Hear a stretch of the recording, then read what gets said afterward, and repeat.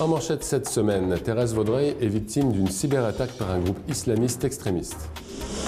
Traffic problems expected to increase in Saint-Lazare. Des rappeurs de la région se démarquent au P-Town Rap Fest de Pincourt. The Train de l'Ouest project one step closer to reality. Décision mitigée du CRTC au sujet de la plainte de non-conformité de Vidéotron dans son exploitation du canal communautaire MaTV.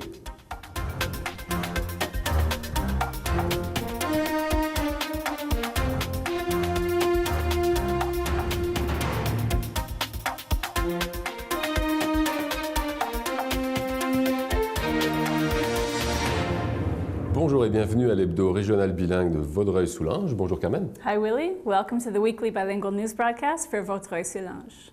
So Willie, the town of Terrasse-Vaudreuil had a little lesson in internet security.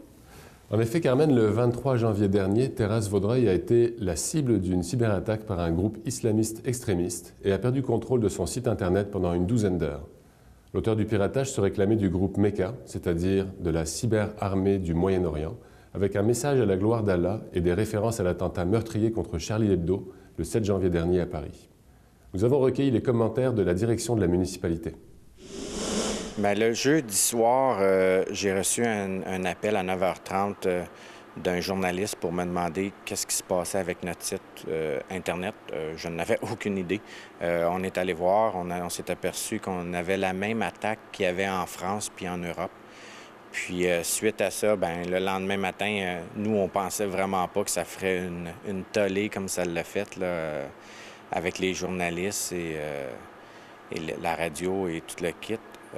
On a appelé la Sûreté du Québec.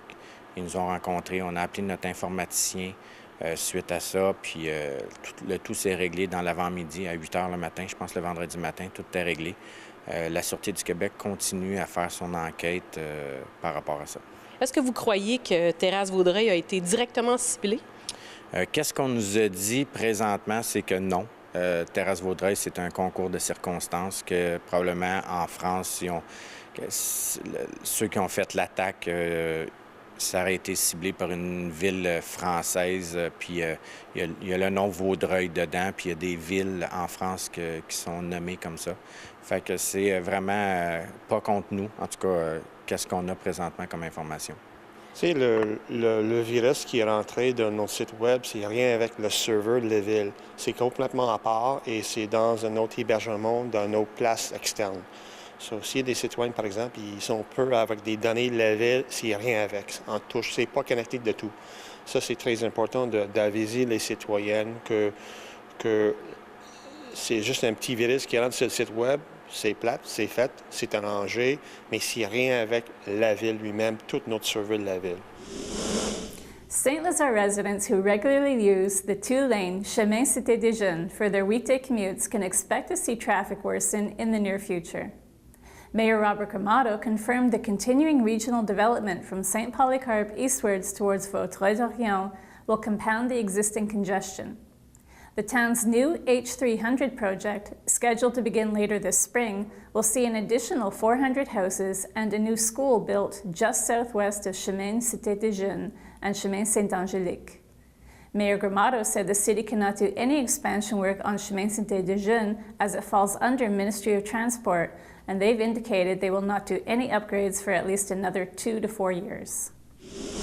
Le 31 janvier dernier, la ville de Pincourt a conclu sa journée Hiver en fête avec la tenue du P-Town Rap Fest. Une dizaine de rappeurs de la région se sont affrontés lors de débats oratoires lyriques propres au style musical. Le grand gagnant de la soirée, Jeremy Lewis, un citoyen de Pincourt âgé de 16 ans, a remporté la trousse de démarrage Scarlett Solo Studio Pack d'une valeur de 300 $ pour produire sa musique à la maison. Pour clore la soirée, les participants et les spectateurs ont eu droit à une prestation du rappeur québécois Farfadet. Ce projet médiatique unique mis de l'avant par le comité Action Jeunesse de Pincourt est une première dans la région. En collaboration avec C'est sur la télé, les jeunes ont aussi participé à la production d'une série de webisodes permettant à des jeunes de prendre le contrôle de la caméra afin de suivre le parcours des concurrents pendant les ateliers d'écriture, les auditions et la grande finale. Il est possible de voir les webisodes sur le site web de C'est sur la télé et la page Facebook du CAGE. A delegation of West Island mayors recently said they're satisfied with the development in the Train de l'Ouest project. An announcement was made January 28th by the Caisse de dépôt et placement du Québec and the provincial government that plans are in place to proceed with the long-awaited transportation project. Proponents are hoping the project will spur economic development in the West Island municipalities that are having difficulty attracting new businesses in their industrial parks, as well as bring students to McGill's Macdonald campus and John Abbott College. This latest announcement follows one made January 13th by Provincial Premier Philippe Couillard and Caisse de dépôt President Michael Sabia, confirming the project as part of a second initiative to build a light rail system across the new Champlain Bridge. En janvier 2014, la télévision communautaire et indépendante de Montréal, TVCI, appuyée entre autres par C'est sur la télé, a déposé une plainte au CRTC alléguant la non-conformité de Vidéotron dans son exploitation du canal communautaire MaTV. Le Conseil en est venu à la conclusion que Vidéotron MaTV n'est pas conforme au règlement. MaTV ne respecte pas le pourcentage exigé d'émissions locales provenant et produites par la communauté. De plus, MaTV n'offre pas assez de formation aux bénévoles de sa licence. Vidéotron devra corriger la situation pour mieux refléter sa communauté d'ici le renouvellement de sa licence en août 2015. Hudson's proposed amendments to bylaws affecting the master plan, zoning, and subdivisions were removed from the agenda at the last town council meeting due to questions and confusions. Residents asked Mayor Ed Prévost and council if the amendments affected the entire town or only a specific area, and suggested the bylaws be reintroduced on the agenda for a clear vote. The zoning bylaw would reduce minimum building lot sizes from 30,000 to 15,000 square feet to accommodate semi-detached housing, leading residents to express concern about the environment, water pressure, and traffic in relation to the subdivisions. The motion will be reintroduced at an upcoming council meeting. Le 14 janvier dernier à Sainte-Marthe, Nature Action Québec et la MRC de Vaudreuil-Soulanges ont souligné l'apport des propriétaires à la conservation des milieux naturels du corridor vert de Vaudreuil-Soulanges. La MRC a profité de l'occasion pour présenter le bilan des 5 premières années de mise en œuvre de sa politique de l'arbre et des boisés. Depuis 5 ans, plus de 2 millions de dollars ont été investis pour la mise en œuvre d'actions concrètes, notamment l'acquisition de connaissances des milieux naturels, les travaux de végétalisation du corridor riverain de la rivière de l'Île et les plantations sur le mont Rigaud. Les propriétaires remerciés se sont engagés à conserver les attraits naturels de leur propriété par la signature d'une entente morale avec l'organisme Nature Action Québec. A small family-owned bakery located on Cameron Road in Hudson will be guests in the popular CBC television show Dragon's Den. Tutti Gourmet owners Michael Kachani and his wife Kara Berkovitz approached the Dragons with their line of gluten-free products. Their 15-year-old bakery currently employs a staff of 16 local residents. The couple are bound by confidentiality agreements from revealing the outcome of their pitch, so tune into CBC February 18th to see the results. Depuis le début de l'année, la ville de Pincourt accueille un nouveau comité citoyen, le Comité Design, qui se joint ainsi au comité Action Jeunesse, Interculturel, Défi Santé 530, Ville en santé et Biblio pour emporter, tous créés dans le cadre de la politique de développement social. Le comité Design est une initiative de Quan Chan Queen Lan, citoyenne de Pincourt. Ce comité aspire à rehausser l'apparence de la ville en dynamisant ses espaces publics par l'intégration d'art public et d'architecture. Quan Chan Queen Lan indique qu'elle est ravie d'avoir l'opportunité de partager sa réflexion sur l'aménagement architectural et son savoir-faire avec sa communauté locale. Le comité a par ailleurs l'intention de porter une attention toute particulière aux espaces publics sous-utilisés ou abandonnés dans la ville. Suite à l'annonce du gouvernement d'abolir toutes les conférences régionales des élus du Québec, un comité de transition a été formé pour le territoire de la vallée du Haut-Saint-Laurent. Son rôle sera d'assurer un atterrissage en douceur pour les nombreux projets soutenus par la CRE et en cours de réalisation. Lors de sa dernière réunion, le comité de transition a résolu de maintenir en place une équipe de 8 professionnels jusqu'en mars 2016 afin de mener à terme les quelques 17 ententes conclues par la CRE avec les ministères et partenaires. Selon le directeur général Jean Hogg, tous les efforts sont déployés pour maintenir les bénéfices de l'intervention de la CRE auprès de la communauté. Cette décision a également pour effet de garantir le respect de tous les engagements financiers de la CRE auprès des organismes et des promoteurs de projets de la région. For the last 4 months, visitors to the Faubourg de Pincourt have seen an interesting little store featuring 3D printers. And today on the show we have Claudia and Jose. Welcome to the studio. Thank you very much. To tell us about their shop, Matter Things. So tell us a little bit about 3D printing. This is really fascinating. Thank you very much. Well, we got into it because we used to be in the aviation industry, both of us, so we would spend a lot of time with engineers and pilots. And we had heard about the technology before, so we were curious, like everybody else. And then when we came back to Canada, we decided, well, we'll buy a printer and just to play around with it. And yeah, we loved it. Claudia decided to put it online to see whether there was some demand for it, and we got more and more people asking for parts to be printed. And so the people always wanted to come to our house to see the machine. And that's how we said, well, let's open a store so everybody can see it, and has been non-stop ever since. And as I understand, it's the first and the only store in Canada Yep. that features this. That's amazing. À qui vous adressez les produits que vous faites sur cette machine? N'importe qui peut venir vous voir et vous dire on a besoin d'une pièce, est-ce qu'on peut la faire? C'est ça. Exactement, c'est ouvert à n'importe qui. Donc, ça peut être des compagnies, des individus, des ingénieurs, des étudiants. C'est vraiment, on est ouvert vraiment pour tout le monde, pour voir les imprimantes qui sont curieux de la technologie, pour imprimer vraiment ce qui sort de l'imagination. Il n'y a pas de limite. D'ailleurs, je discutais avec un de vos designers tout à l'heure. On parlait d'enfants qui avaient un jouet cassé, qui voulaient remplacer, mais le jouet était aussi cher à remplacer que neuf. Mais ils arrivaient avec leur projet et ils pouvaient réparer la pièce pour une somme beaucoup plus abordable. Ouais, c'est ça?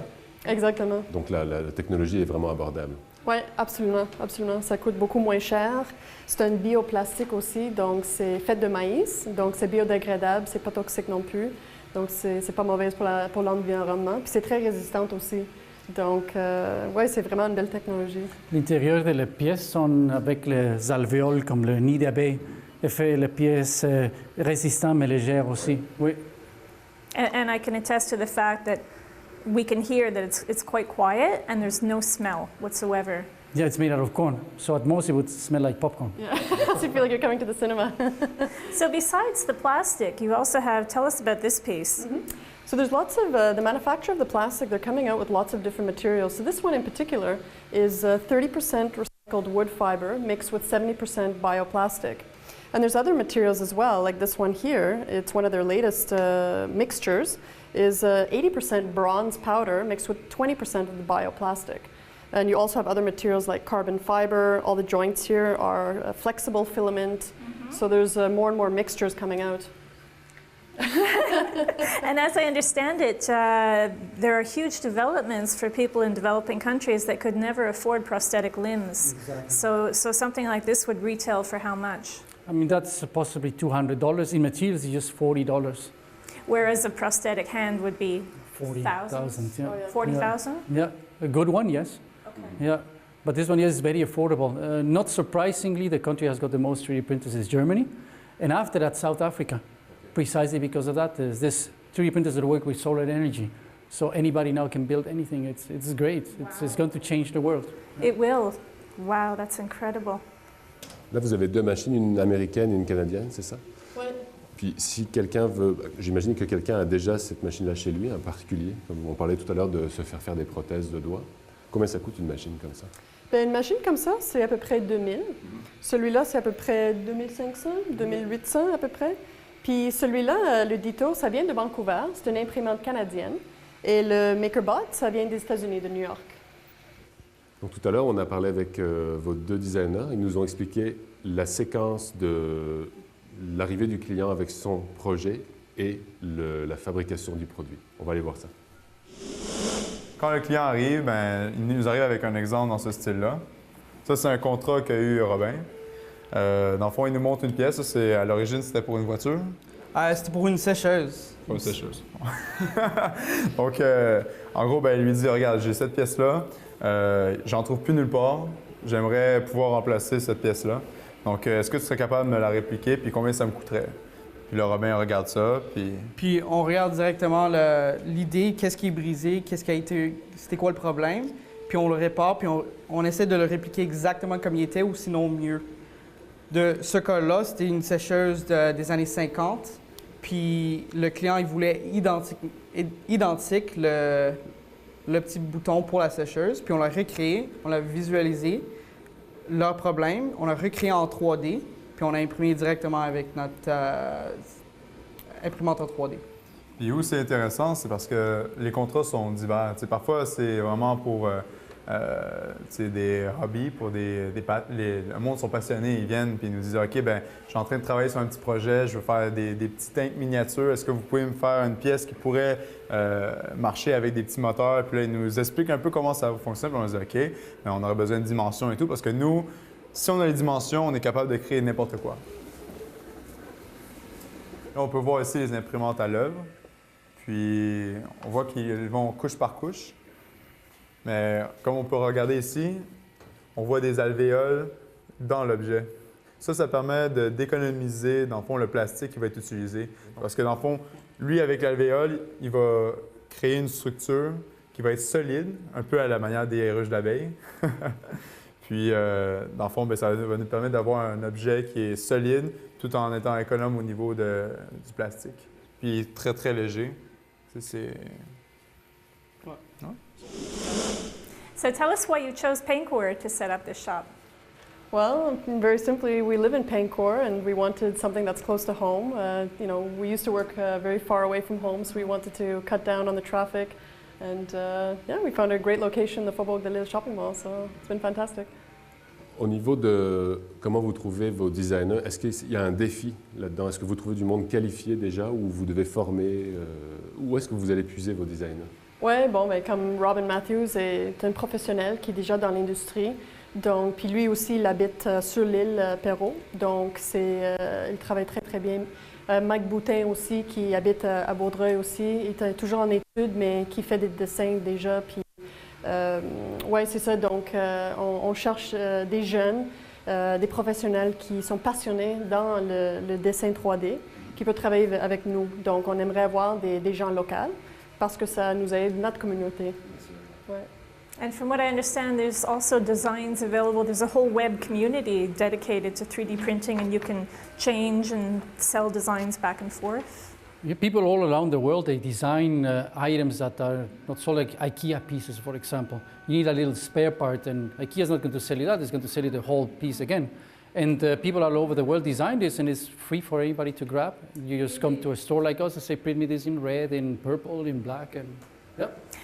That's a good point. We're seeing some of the colors here, obviously a lot of white, but could we get this in any color we wanted? Anything you want, and special materials, as Claudia said, and color-changing materials, and it's...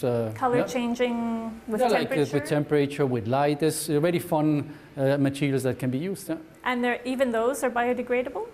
Everything is biodegradable, recyclable, yes. Yeah, it's a wonderful material. Wow. So besides just household, broken shower knobs and stuff, obviously this is capable of so many other things. What else do you guys do? Well, we do what is called rapid prototyping for engineers, architects, people that need to design industrial parts and so on, their inventions. And we can do all those very, very precise pieces too. So before they go and seek a patent, they can visualize it in 3D, see if it works, troubleshoot it. Exactly. And work out all the bugs. Exactly. So it saves money for them. A lot of money, a lot of time. Traditionally, doing a mold would cost you $3,000, when then making a piece like this maybe costs you $300. Yeah. And you have it in your hands the next day. Yeah. So it's great. Yeah. So the possibilities that this opens up are really endless. Yeah, you can do anything you want and fast. Yeah. That's so cool. Et vous offrez un service en ligne aussi. Si je veux quelque chose, je ne suis pas obligé d'aller vous voir à Paincourt. Je peux aller sur votre site web ou votre service et puis vous me faites la pièce. Oui, certainement. On est toujours disponible en ligne. Donc, on a un lien où du monde peut télécharger, s'ils ont déjà le fichier en format STL, peut télécharger. Puis, ça donne une estimation immédiate. Sinon, on est toujours disponible par téléphone ou dans le centre d'achat Faubourg de Lille. On est ouvert tous les jours. Donc, ça fait beaucoup de plaisir de vous servir. Can you tell me how much something like this, just a knob, would cost? Something typically like that would be about $20 to fabricate. Which is a lot cheaper than buying a new washing machine. Oh, absolutely. It includes the design in it already, so you can customize it. If you want to put your name on it or something, that would be included in it, yeah. Or you want it to glow in the dark. Yeah. and so you're helping people recycle existing household appliances that might otherwise just be sent to landfill. Absolutely, absolutely. That's a beautiful thing with the technology is that now, discontinued machinery, appliances, where you just can't get one little part, that they don't fabricate anymore, you can just bring it to the store, we can replicate it, and they can continue using their household items. So it's a fantastic way to recycle and make it right here in Quebec. Thanks so much for joining us. It's really fascinating stuff. On the contrary, thanks to you. Merci. Les petites annonces communautaires sont une présentation de la Corporation de développement communautaire de Vaudreuil-Soulanges. Le 27 janvier dernier, devant plus de 37 partenaires, le Carrefour Jeunesse Emploi et la Corporation de développement communautaire ont lancé la campagne de promotion de l'action communautaire du territoire de Vaudreuil-Soulanges, Pouvoir agir ensemble. Un nouveau logo, un slogan rassembleur et une nouvelle plateforme web sont les outils promotionnels mis de l'avant. Cette initiative répond à des besoins de reconnaissance et de visibilité maintes fois exprimés par les organismes de la région. On est là pour présenter un tout nouveau projet qu'on a mis sur pied dans Vaudreuil-Soulanges, qui est le projet de promotion et visibilité de l'action communautaire de Vaudreuil-Soulanges, qui vise à faire connaître aux citoyens les ressources communautaires, mais aussi les nombreuses façons que les gens ont de pouvoir s'impliquer au niveau de leur communauté dans des projets. Les outils, il y a le logo et le slogan qui est « Pouvoir agir ensemble ». Donc, c'est des outils qui sont rassembleurs, qui rappellent aux gens de la communauté qui peuvent s'impliquer pour faire changer les choses et pour passer à l'action. Il y a aussi le site web que vous pouvez aller voir à l'adresse actioncommunautaire-ds.com.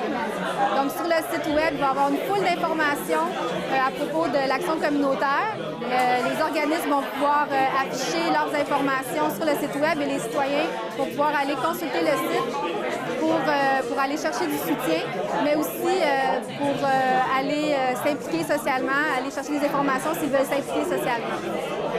La campagne promotionnelle, il va y avoir des événements qui vont être organisés sur le territoire. Ça va prendre la forme de 5 à 8 communautaires où tous les citoyens vont être invités afin d'échanger, de réseauter à propos des préoccupations qu'ils ont pour leur communauté.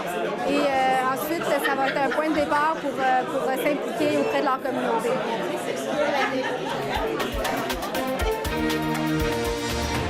La ville de Pincourt convie ses citoyens à relever le défi santé 530 Équilibre, la plus vaste campagne de promotion des saines habitudes de vie au Québec. Pour une deuxième année consécutive, la ville de Pincourt souhaite mobiliser les jeunes et les familles de son territoire afin qu'ils adoptent un mode de vie physiquement actif et une saine alimentation. En plus de compter plusieurs nouveautés à sa programmation, la ville de Pincourt mise cette année sur une approche directe dans les écoles Edgewater à Notre-Dame-de-Lorette pour stimuler le taux d'inscription au défi santé. Elle organisera notamment un concours interclasse où la classe ayant reçu le plus d'inscriptions remportera un dîner santé en compagnie du maire et un après-midi d'activité physique dans les locaux de la ville. Il est possible de s'inscrire jusqu'au 1er mars à défisanté.ca.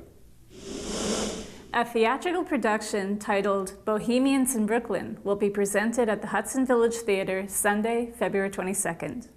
Described as something between cabaret, storytelling, chamber music, and musical theater, it's written by CBC radio personality Tom Allen, who is also an author, trombone player, and storyteller. Delve into the period exploration of the February House, home of artists, poets, musicians, and actors during World War II era America. For ticket information, see the theater's website. Le dimanche 25 janvier dernier avait lieu la 4e activité entre jumelés dans le cadre du projet Jumelage interculturel Vaudreuil-Soulanges. L'activité a débuté au centre Notre-Dame de Fatima, où les participants ont pu faire de la glissade sur tube jusqu'au dîner, au cours duquel ils ont pu déguster le lunch préparé par le casse-croûte patates et persil. 13 familles avec des enfants de tous âges ont pu profiter de cette activité hivernale rassembleuse. Le jumelage interculturel Vaudreuil-Soulanges compte maintenant 23 jumelages entre des nouveaux arrivants et des résidents. A display of antique toys continues at the Hudson Museum and will run until the end of February. Come see a unique selection of comic books, toys, action figures, and dolls from bygone eras. The museum is located at 541 Main Road in Hudson, and the display is open for visits Saturdays and Sundays from 10 a.m. to 3 p.m. Plus de 2000 personnes ont profité des activités offertes par la ville de Saint-Lazare lors de la Fête des Neiges le 24 janvier dernier, à la base de plein air de Saint-Lazare. Les résidents ont pu profiter et découvrir les avantages du site nature tels que la raquette, le ski de fond, la glissade sur tube et le patinage. Le feu de joie et les feux d'artifice ont émerveillé les petits et les grands. The 10th anniversary of the Vaudreuil-Soulanges Palliative Care Residence Gala was held January 31st, raising an incredible $405,077. With singer Gregory Charles providing entertainment, the gala, held at the Château Vaudreuil, was the largest in the event's history. Money raised from the attendance and the silent auction goes towards the continued operation of the center that helps 40 professionals and 242 volunteers dispense end-of-life care to more than 650 patients in its 10-year history. Le 1er février dernier, la fondation de la Maison de soins palliatifs de Vaudreuil-Soulanges a lancé le défi 5 cents à toute la population de Vaudreuil-Soulanges. Tout au long du mois de février, les citoyens de la région sont invités à donner 5 sous pour la fondation et à publier un selfie sur la page Facebook de la fondation. Des canettes pour récolter les 5 sous sont réparties dans chaque municipalité de Vaudreuil-Soulanges et dans plusieurs commerces. La liste complète des commerces participants est disponible sur le site internet. A Night at the Opera, La Belle Époque, is an opera entertainment event for you to wine and dine your way to a new level of opera appreciation. Featuring the work of French music composers from Bizet to Offenbach, the evening offers a selection of arias performed by guest soloists while you enjoy a lavish French meal. The event takes place February 21st at Union Church in Sainte-Anne-de-Bellevue. For more information, contact Jeanne Langelier. Voilà, c'est déjà tout pour cette semaine. Merci d'avoir été là. That's it for this week. Thanks so much for joining us. And today I say goodbye to another co-host. Goodbye, Willie. It's been a pleasure. Moi aussi, Carmen. Merci de m'avoir donné la chance de travailler avec toi. You're welcome back anytime. Je reviendrai, j'espère. Bonne semaine. Thanks. Have a good week.